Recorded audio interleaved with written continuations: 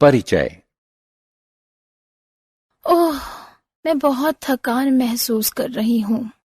यह लो, तुम्हें आराम महसूस होगा। टीना, क्या तुम्हें अंदाजा है कि इस जग को भरने के लिए कितने गिलास संतरे का रस चाहिए होगा?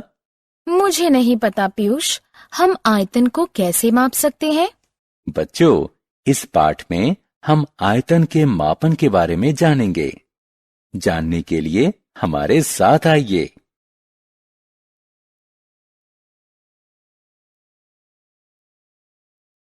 आओ सीखें। त्रिविमीय वस्तुओं को पहचानना। किसी वस्तु का आयतन बताना। घन, घनाभ, बेलन, शंकु और गोले का आयतन ज्ञात करने का सूत्र बताना। त्रिविमीय आकार क्या होता है? इन आकारों को देखिए। आपने क्या देखा? इन आकारों के 3 आयाम होते हैं: लंबाई, चौड़ाई और ऊंचाई। इसलिए हम इन आकारों को त्रिविमीय आकार कहते हैं। सभी त्रिविमीय आकार ठोस होते हैं। आयतन क्या है? किसी वस्तु द्वारा घिरे गए स्थान के माप को उस वस्तु का आयतन कहते हैं। उदाहरण स्वरूप, एक फूला हुआ गुब्बारा एक खाली गुब्बारे से ज्यादा जगह घेरता है। इसका अर्थ है कि हवा भरे गुब्बारे का आयतन उस गुब्बारे से ज्यादा होता है जिसमें हवा नहीं भरी है। आयतन क्षमता भी दर्शा सकता है। एक बर्तन अपने भीतर कितना धारण कर सकता है। नहाने के टब का आयतन कॉफी के प्याले से ज्यादा होता है। आयतन का मात्रक। मूलतः आयतन घन मिलीमीटर, घन सेंटीमीटर और घन मीटर में व्यक्त किया जाता है।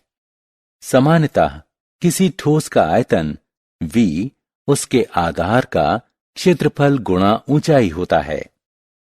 यहां A ठोस के आधार का क्षेत्रफल है और h उसकी ऊंचाई है। आइए विभिन्न वस्तुओं के आयतन के बारे में जानें।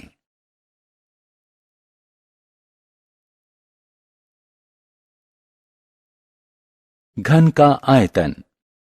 देखिए, यह एक घन है जिसके 3 आयाम हैं: लंबाई, चौड़ाई और ऊंचाई। यह एक खाली डिब्बे जैसा है और इसके 6 वर्गाकार फलक हैं जो आकार में समान हैं। आप इसका आयतन कैसे मापेंगे? सोचिए। पहले इस वर्ग को लीजिए जिसकी प्रत्येक भुजा की लंबाई L है। अब इस वर्ग को घन में बदल दीजिए। ध्यान दीजिए कि घन के सभी फलक की लंबाई L है।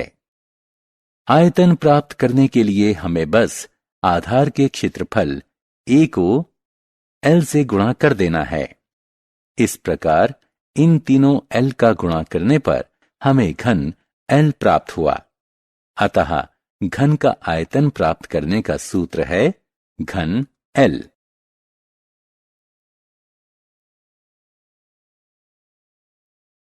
घनाभ का आयतन। इस बंद डिब्बे को देखिए। यह एक घनाभ है जिसके 6 आयताकार फलक हैं। इसका आयतन की गणना इसकी लंबाई, चौड़ाई और ऊंचाई का गुणा करके किया जाता है। या आयतन बराबर है h गुणा w गुणा l के। बेलन का आयतन। किसी टीन के साधारण डिब्बे या ड्रम के आकार का ठोस बेलन होता है। बेलन के दोनों आधार वृत्ताकार होते हैं।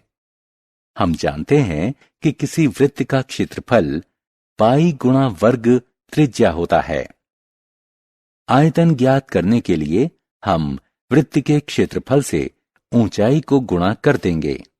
अतः बेलन का आयतन पाई r स्क्वायर h के बराबर होता है।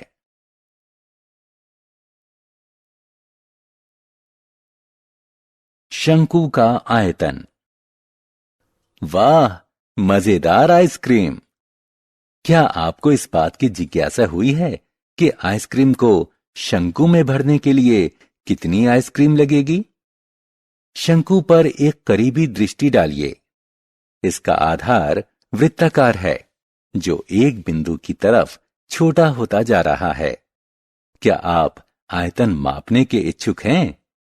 शंकु का आयतन होता है 1/3 पाई वर्ग त्रिज्या गुणा ऊंचाई, जो कि पाई r² h भी कहा जाता है, जहां h बराबर शंकु की ऊंचाई, r बराबर शंकु के वृत्ताकार आधार की त्रिज्या। गोले का आयतन। हम इस गोल गेंद को क्या कहते हैं? हां, यह गोला है। यह हर तरफ से समान लग रहा है ना? गोले का आयतन ज्ञात करने का सूत्र है 4/3 पाई घन त्रिज्या, जो कि 4/3 पाई r³ भी कहा जाता है।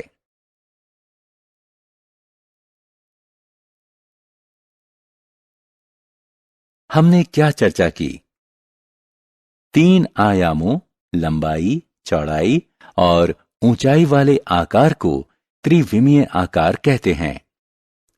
किसी वस्तु द्वारा घिरे गए स्थान के माप को उस वस्तु का आयतन कहते हैं। आयतन किसी पात्र की क्षमता भी दर्शा सकता है कि एक बर्तन अपने भीतर कितना धारण कर सकता है।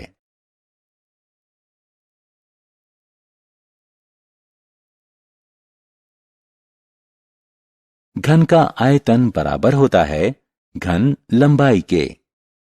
घनाभ का आयतन बराबर होता है ऊंचाई गुणा चौड़ाई गुणा लंबाई के। बेलन का आयतन बराबर होता है पाई वर्ग त्रिज्या गुणा ऊंचाई के।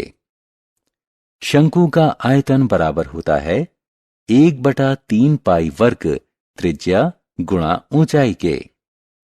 गोले का आयतन बराबर होता है 4/3 पाई घन त्रिज्या के।